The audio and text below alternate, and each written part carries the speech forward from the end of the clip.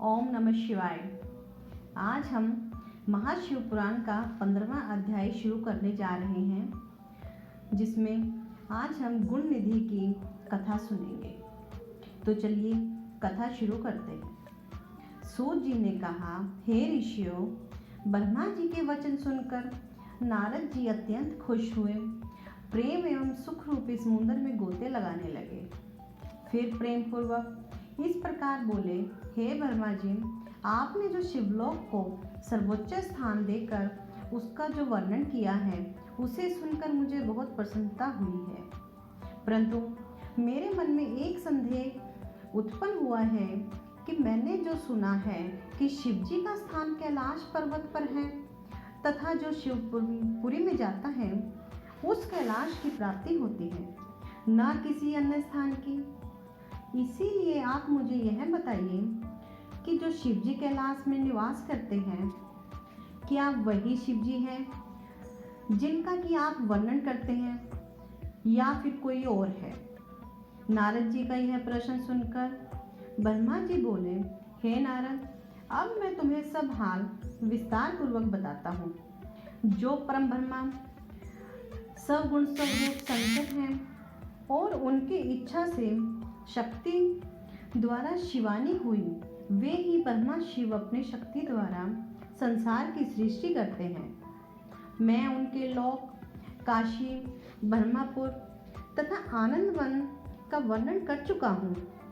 अब मैं उनकी शंका का समाधान सुनो। जब मैं शिवजी की आज्ञानुसार सृष्टि उत्पन्न कर चुका, तब मैंने उन महाप्रभु से प्रार्थना की कि हे प्रभु, अब आप भी सब गुण रूप अंग कार्य करके आइए। यह सुनकर शिवजी जी बोले, हे ब्रह्मा, हम नियत समय पर अवश्य ही आएंगे, अर्थात हम सही समय पर पहुंच जाएंगे। जिस प्रकार तुम हमारे नाम आदि देखते हो तथा जैसे हम हैं, वह सब अपने अवतार में अवश्य प्रकट करेंगे।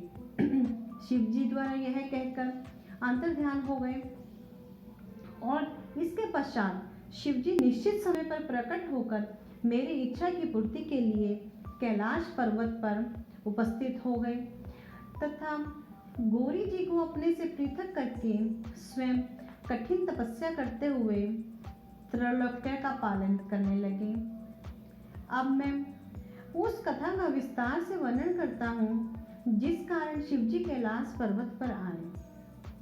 जिस कथा का मैं वर्णन करता हूँ वह कल्प भेद के कारण दूसरे प्रकार से ही है, अर्थात मैंने शिवजी की आज्ञा अनुसार संसार को उपजाया और 14 लोक, उपलोक, द्रौपदपरी एवं कबीला को, जिन्हें देख से मन प्रसन्न होता है, जहाँ काली मृत्यु रूप से बैठी है, मैंने उन्हें प्रकट किया।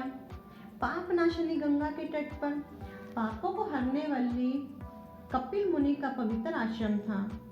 उसी स्थान पर यज्ञदत्त नाम के 2 ब्राह्मणों का जन्म हुआ।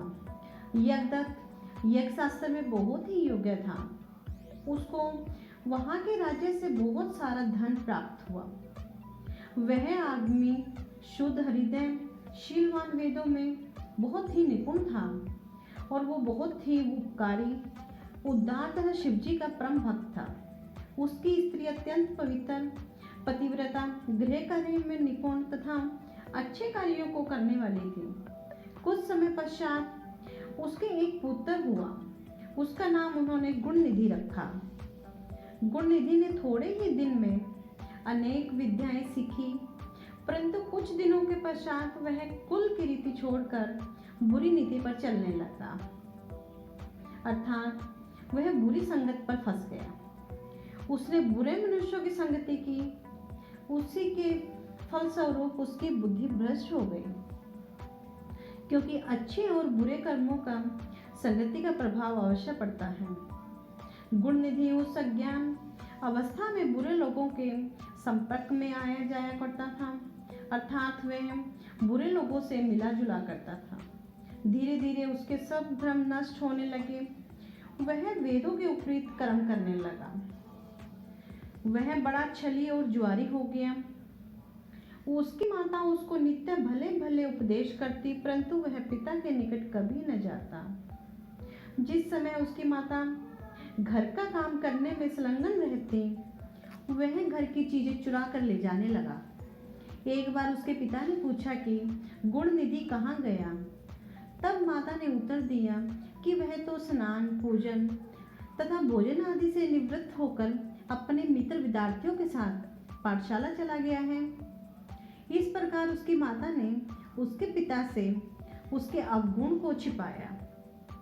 तो यहीं पर यह कथा समाप्त होती है। तो सब बोलिए ओम नमः शिवाय, ओम नमः शिवाय।